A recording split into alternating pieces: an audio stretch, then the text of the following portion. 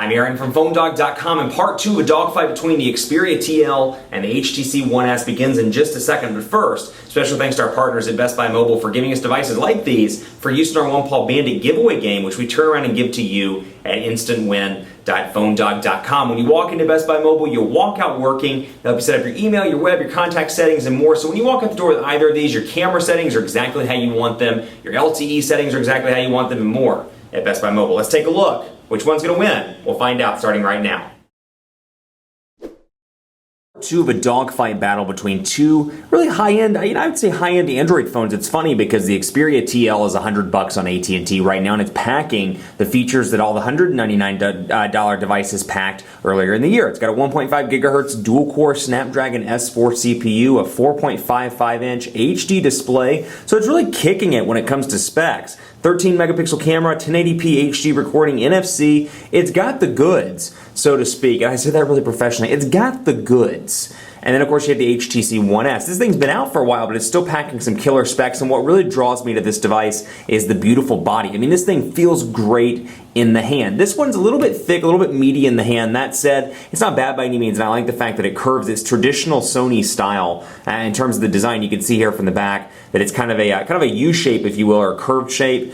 And kind of reminds me of something like a dining room table accessory or something. That made no sense, but kind of like something you'd sit on, like, and put little things on, and you know those decorative things that they sell at World Market or something of that nature. So World Market did not endorse this video, as you can see, but it's a nice device. It's got, you know, some meat to it. It's got some heft, but it's a nice device. It's got a 13 megapixel camera, so specs wise, you know, it's going to be a great choice this holiday season because you're getting some pretty killer specs in a sub $100 price point. This thing available for free right now online at tmobile.com. So beautiful design, a little bit less of a battery, 1650 milliamp hours, non-removable over here, 1850 milliamp hours. And if you're debating between carriers, this could bring in another bone, if you will, in terms of the battle.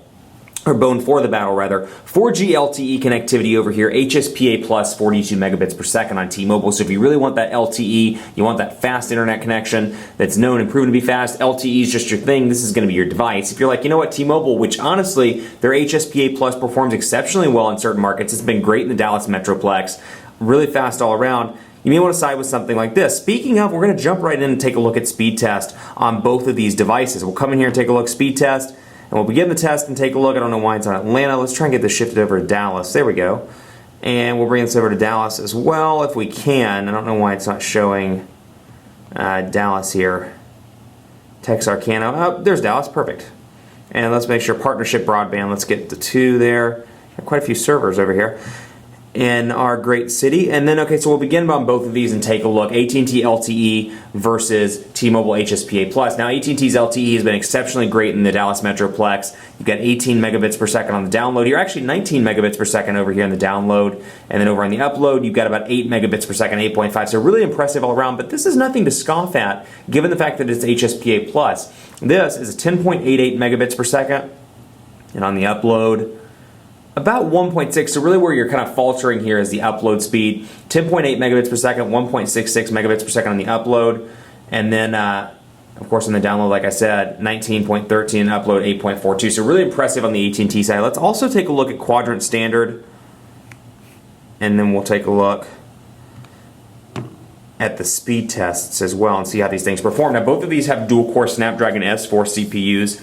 The displays, you know what, I'm pretty pleased with both of these. Honestly, this is 4.55 inches, this is 4.3, but given the fact that there are on-screen buttons here that take up some of the screen real estate at any given point on the display, they're about the same, with the exception of obviously this, which was fixed in a later software update on HTC. You can get rid of that menu button and put it somewhere else where you can make that, I believe it's the recent applications button, press and hold that rather to access menu stuff. So that goes away. That said, over here, your on-screen buttons are always going to be there with the exception of certain applications like YouTube and certain instances when you're looking at pictures and things like that. That said, you know, again, you get about the same usable screen real estate over here that you do on the One S. So keep that in mind. Again, great price points here. I love the fact that this is free. It's going to be a challenge for a lot of people where it's like, you know what, this doesn't have a 13 megapixel camera. It has an 8 megapixel camera. This one has a 13, and it's impressive, but this is $100. This is free. I think it's going to be a challenge of which one's the better bang for the buck when it comes to that, because they're both incredible smartphones, and I almost hate to do these dogfights in today's smartphone market. It's almost like we need to come up with a better test because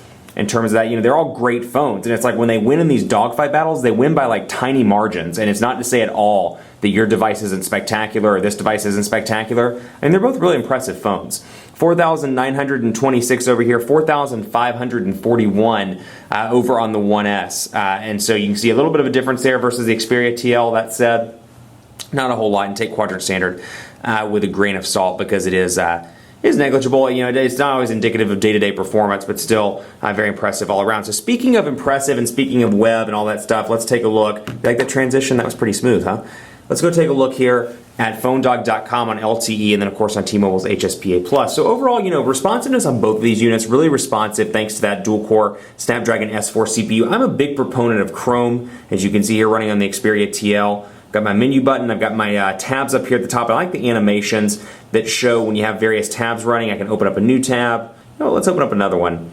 I've got a bunch of stuff running. I can go through here, and the animations are fantastic. This works really well. And of course, portrait to landscape transition is nice. And 4.55 inches may be too small for some people. I hate to say that in today's world, but maybe a little bit too small for some. And of course, you have this portrait to landscape, nice and fast. This is a really impressive device, even considering the fact that this thing came out in February.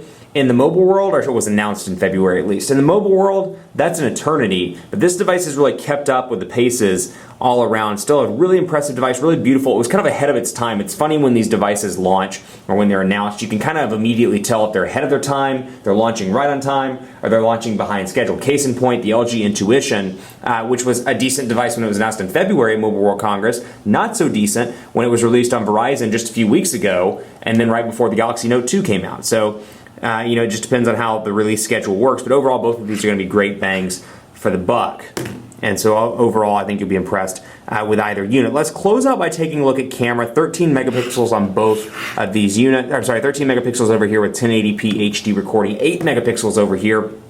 What I like about this phone is HTC's Image Sense chip. It really is fantastic. It's good. It's right there on par with iPhone 5 and then some of the Samsung offerings, the Galaxy Note 2, the Galaxy S3. That's where it's at when it comes to camera right now. This is really impressive all around when it comes to overall image quality. What I don't care for are the overall camera editing choices. The way the camera application looks could certainly be better. And you'll see here, let me turn the sound on.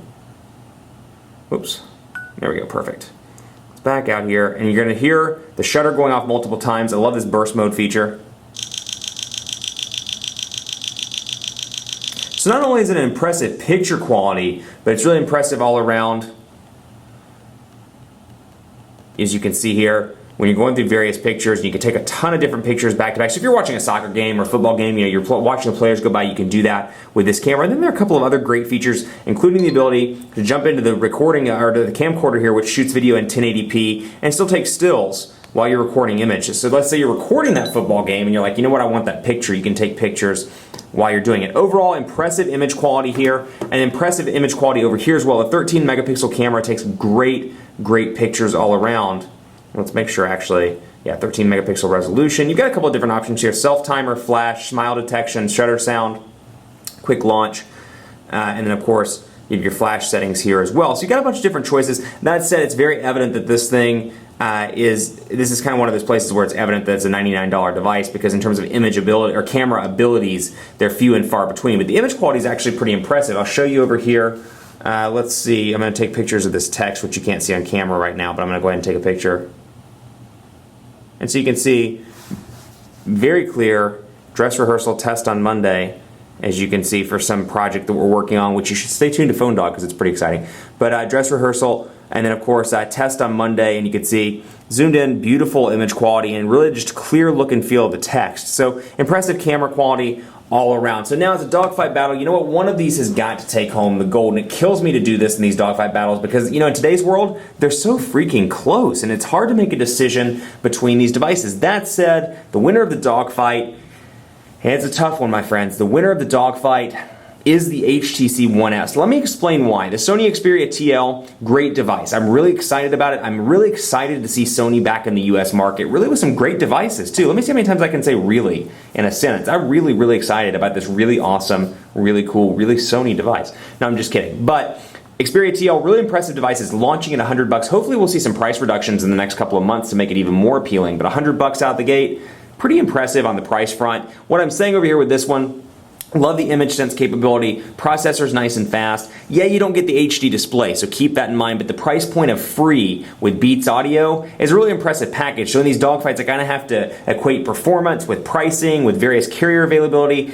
and in terms of the winner of the dogfight, it's the HTC One S. It's still, even this many months later, still a really impressive device. HTC has re-released it. It's free on T-Mobile.com. It's got the image sense chip in the camera. It's got an impressive build, really beautiful build here. And even though it has HSPA Plus instead of LTE, I think you'll find it to be really impressive. That's not to say both of these aren't awesome. I think you'll be happy with whichever device you go with. Keep it locked on PhoneDog.com for continuing coverage. Be sure to like us on Facebook, Facebook.com/PhoneDog. Hit me up on Twitter as well. Let me know what you think. You think I'm just incredibly stupid, which I have a feeling you Sony lovers are going to be on Twitter and be like, you know what, you're dumb. This Aaron guy hates Sony phones. I absolutely love Sony phones. I have nothing against them, but I think when you evaluate the entire value proposition, it goes to the HTC just by a narrow margin. But let me know anyway. PhoneDog_Aaron on Twitter rather, and on Facebook at Facebook.com/PhoneDogAB. Thanks so much for watching. Keep it locked on the site for continuing coverage. As always, we'll see you next time.